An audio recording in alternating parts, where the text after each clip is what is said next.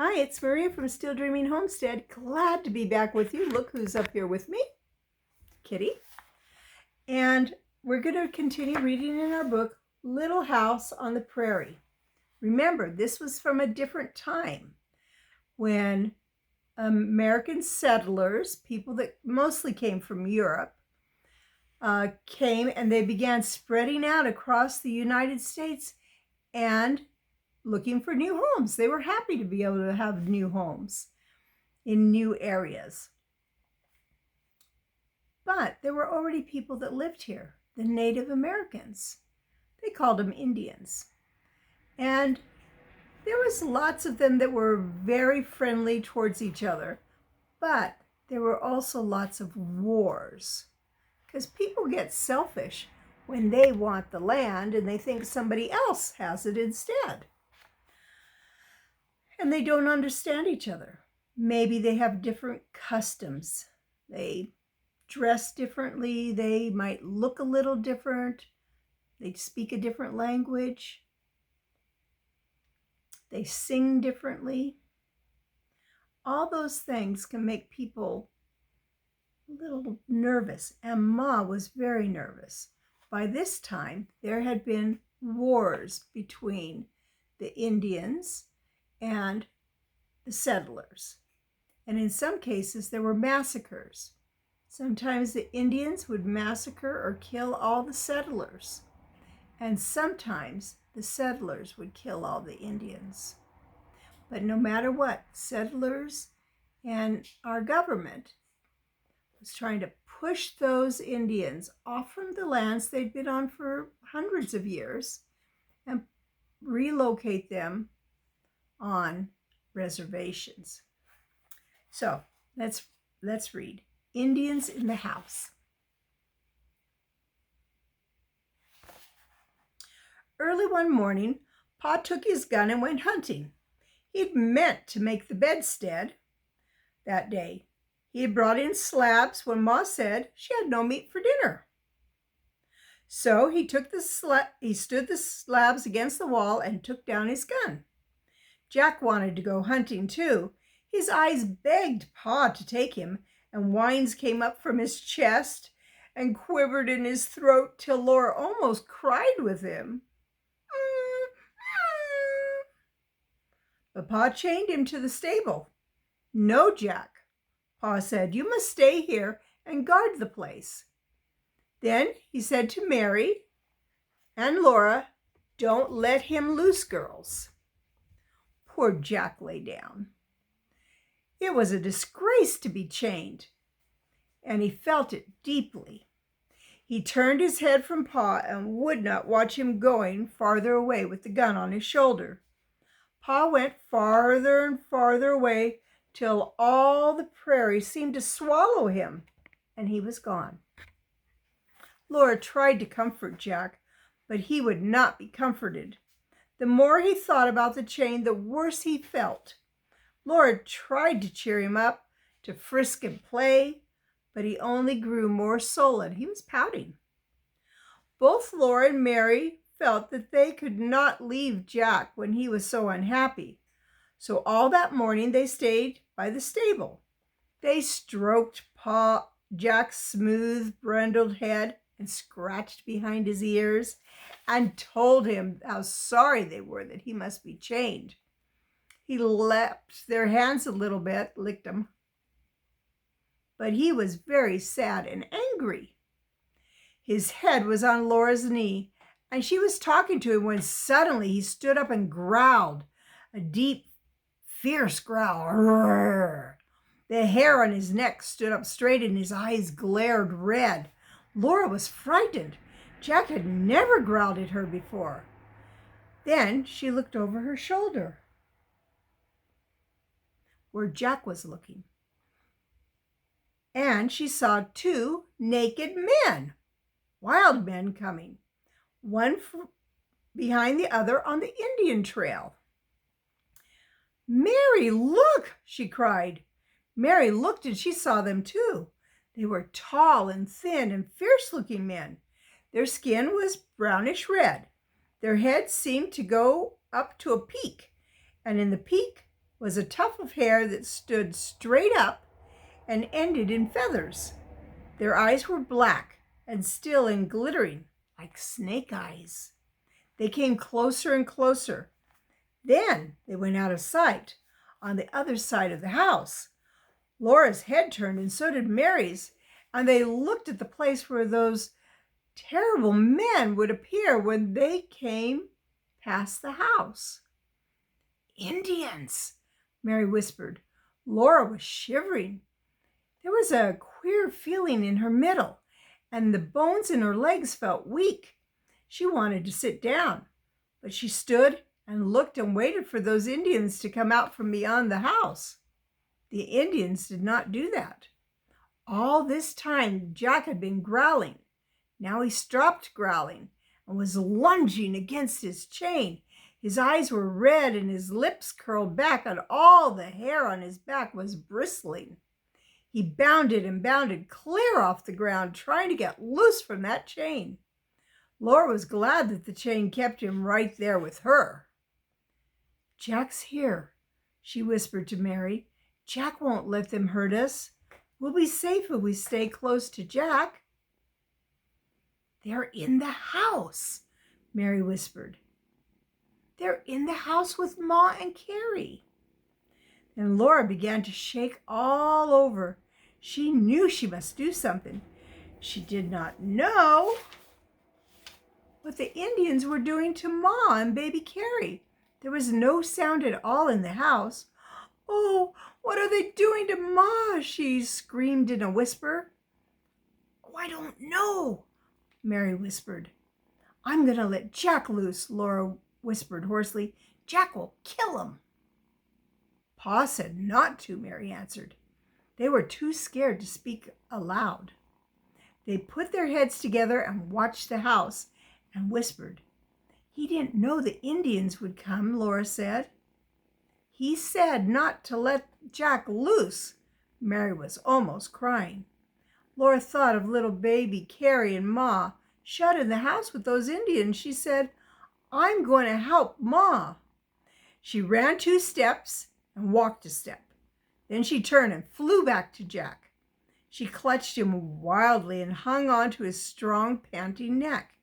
Jack wouldn't let anything hurt her. We mustn't leave Ma in there alone, Mary whispered. She stood still and trembled.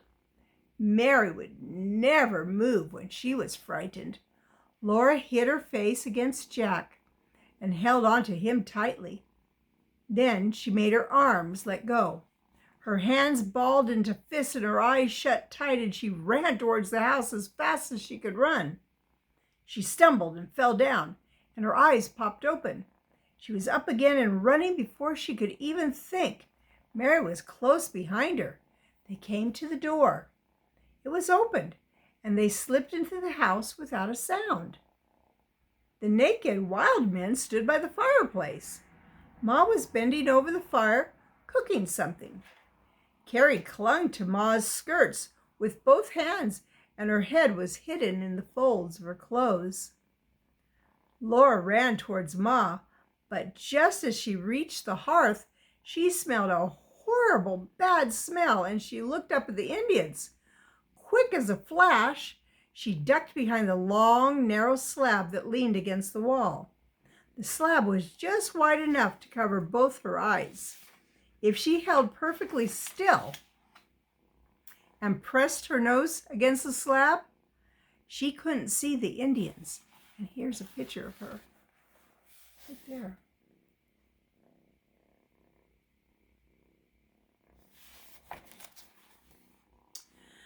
And she felt safer, but she couldn't help moving her head just a little. So one eye peeped out, and she could see the wild men. First, she saw their leather moccasins. That's a type of shoe. Their stringy, bare, brown legs all the way up. Around their waists, each Indian wore a leather thong, and the furry skin of a small animal hung down in the front. The fur was striped black and white, and now Laura knew what made that smell. The skins were fresh skunk skins. A knife, like Pa's hunting knife, and a hatchet, like Pa's hatchet, were stuck into each of the skunk skins. The Indians' ribs made little ridges in their bare sides. Their arms were folded on their chests. At last, Laura looked again at their faces, and she dodged quickly behind the slab. Now, here's what they looked like. See, they weren't really naked. They had some clothes on, and this is how they fixed their hair and tied it back and had feathers. That's how this tribe dressed. Their faces were bold and fierce and terrible. Their black eyes glistened. High on their foreheads and above their ears, where hair grows, these wild men had no hair. But on top of their heads, a tuft of hair stood straight up. It was wound around with string, and feathers were stuck in it.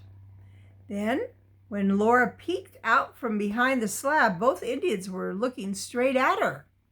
Her heart jumped into her throat and choked her with its pounding. Two black eyes glittered down into her eyes. The Indians did not move. Not one muscle of his face moved. Only his eyes shone and sparkled at her.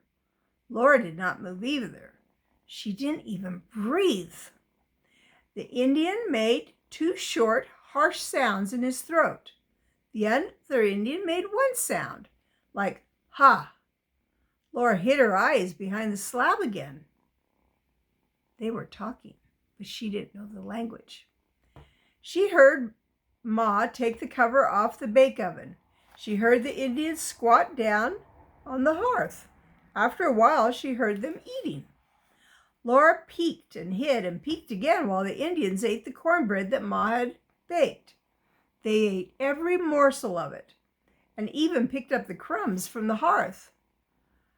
Ma stood and watched them and stroked baby Carrie's head. Mary stood close behind Ma and held onto her sleeve. Faintly, Laura heard Jack's chain rattling. Jack was still trying to get loose. When every crumb of cornbread was gone, the Indians rose up. The skunk smell was stronger when they moved. One of them made a harsh sound in his throat again. Ma looked at him with big eyes. She did not say anything. The Indians turned around. The other Indian did too, and they walked across the floor and out through the door. Their feet made no sound at all. Ma sighed a long, long sigh. She hugged Laura tight in one arm and Mary tight in the other arm. And through the window, they watched those Indians going away, one behind the other, on the dim trail toward the west. When Ma sat down on the bed and hugged Laura and Mary tighter, and she trembled, she looked sick. And there they were. They just ate and left. "Do you feel sick, Ma?" Mary asked her. "No," Ma said. "I'm just thankful they're gone." Laura wrinkled her nose and said, "They smelled awful." "That was the skunk skins they wore," Ma said. When they told her how they'd left Jack and come into the house because they were afraid the Indians would hurt her and baby Carrie, Ma said they were brave little girls. "Now we must get dinner," she said. "Pa will be here soon, and we must have dinner ready for him. Mary, bring me some wood. Laura, you may set the table." Ma rolled up her sleeves and washed her hands and mixed cornbread, while Mary brought the wood and Laura set the table. She set a tin plate and a knife and a fork and a cup for Pa, and the same for Ma. She set tin plates and forks and knives for her and Mary, but only their one cup was between them on their plates. Ma made cornmeal and water into two thin loaves and shaped each in a half circle. She laid the loaves with their straight sides together in the bake oven, and she pressed her hand flat on top of each loaf. Pa always said he did not ask for any other sweetening when Ma put the prints of her hands on the loaves. Laura could hardly set the table when Pa was there. He left a big rabbit and 2 prairie hens outside the door and stepped in and laid his gun on the pegs. Laura and Mary ran and clutched him, both talking at once. "What's all this? What?" he said, rumpling their hair. "Indians? So you've seen Indians at last, have you, Laura? I noticed their camp in a little valley west of here. Did Indians come to the house, Carolyn?" "Yes, Charles, 2 of them," Ma said. "I'm sorry, but they took all of your tobacco, and they ate a lot of cornbread. They pointed to the cornmeal and made signs for me to cook some. I was afraid not to. Oh, Charles, I was afraid." "You did the right thing," Pa told her. "We don't want to make enemies with any Indians." Then he said, "Phew, what a smell." "They wore fresh skunk skins," Ma said. "And that's all they wore." "Must have been thick in here when they were here," Pa said. "It was, Charles. We're short of cornmeal, too. Oh, well, we'll have enough to hold out a while yet.